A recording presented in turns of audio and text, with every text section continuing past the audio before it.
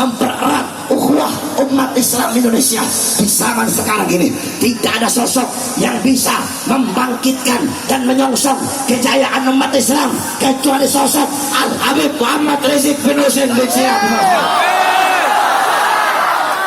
Oleh karenanya, hadirin sekalian yang dimuliakan oleh Allah, kami sebagai umat Islam, kami minta kepada beliau Al Habib Muhammad Rizik bin Husain bin Syihab bukan hanya memimpin kami umat Islam saja, tetapi demi Indonesia, demi merah putih, demi umat Islam, demi rakyat dan bangsa Indonesia, kami mohon kepada Habib Rizik untuk memimpin negara Indonesia tercinta, dan agar mau mencalonkan diri pada tahun depan 2019 sebagai presiden.